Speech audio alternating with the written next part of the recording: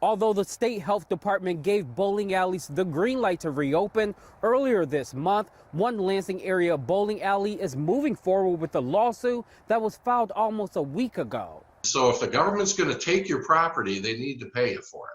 Governor Gretchen Whitmer and the state health department are now facing a lawsuit from the Royal Scot Golf and Bowling Center near Lansing, along with 3 other bowling alleys and a skating center. This will be the second lawsuit from bowling alleys that Whitmer has had to deal with. The first one asked the state to give bowling alleys the leverage to fully operate during the pandemic. First one, obviously, the Supreme Court deemed it to be illegal.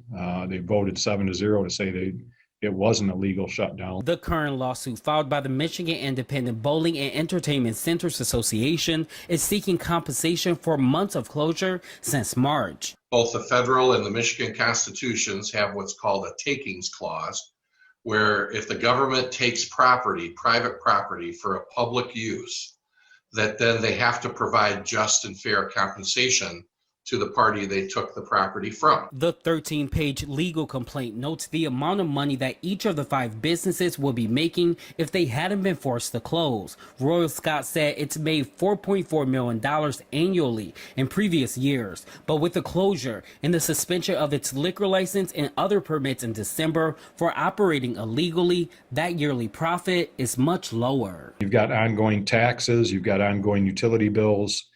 Just because it's closed don't mean the expenses stop. Fox 47 reached out to Whitmer's office for a statement but haven't heard anything back. The Michigan Department of Health and Human Services released the following statement saying in part, MDHHS has put in place measures that will save lives by limiting specific indoor gatherings that would greatly increase the risk of COVID-19 spread. Public health experts from across the nation say these types of actions prevent the healthcare system from being overwhelmed with COVID-19 cases. Now, according to the attorney David Coleman, all 7 businesses combined hope to get at least 7 figures. For now, reporting for Fox 47 News, I'm Larry Wallace.